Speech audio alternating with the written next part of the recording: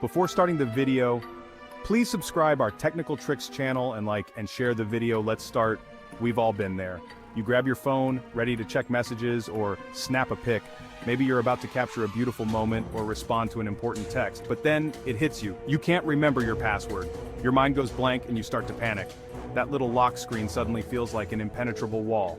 It's frustrating, right? You try a few combinations, but nothing works.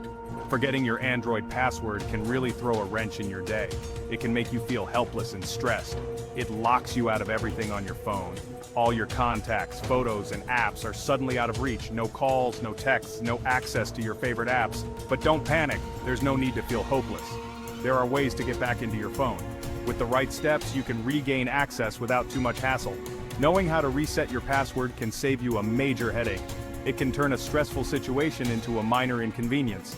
In this guide, we'll walk you through the steps to regain access to your Android phone. Stay tuned and let's get your phone unlocked.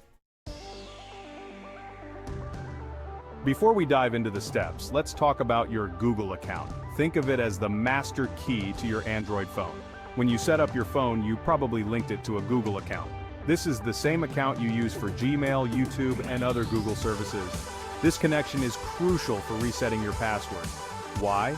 Because Google provides a handy way to regain access to your locked phone. So if you're ever locked out, remember the power of your Google account. Ready to break free from that lock screen? It can be incredibly frustrating to be locked out of your own device, but don't worry, we've got you covered. Here's a simple guide using your Google account to regain access to your phone. It's easier than you might think. First, ask a friend if you can use their computer or phone.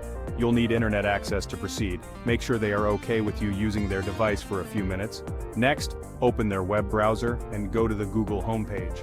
This is where you'll start the process of unlocking your phone.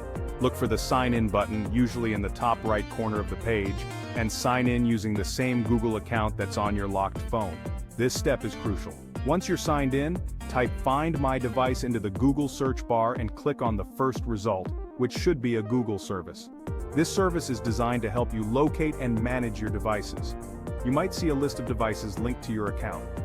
This list includes all the devices that are currently associated with your Google account. Select the phone that's locked. Make sure you choose the correct device to avoid any confusion. Look for an option that says Secure Device or something similar. This option allows you to take control of your phone remotely. This lets you remotely control your phone. You can lock it, ring it, or even erase its data if necessary. Follow the on-screen instructions to set a temporary password. This temporary password will help you unlock your phone. Once you've set a new password, you should be able to unlock your phone. Congratulations, you've successfully regained access to your device. Remember to set a new, strong password to keep your phone secure.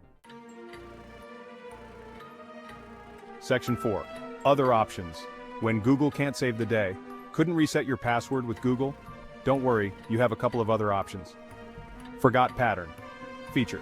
If you're using a pattern lock, you might see a Forgot Pattern option after several incorrect attempts. This lets you unlock your phone using your Google account credentials. Factory Reset. This should be your last resort. It erases everything on your phone and returns it to its factory settings.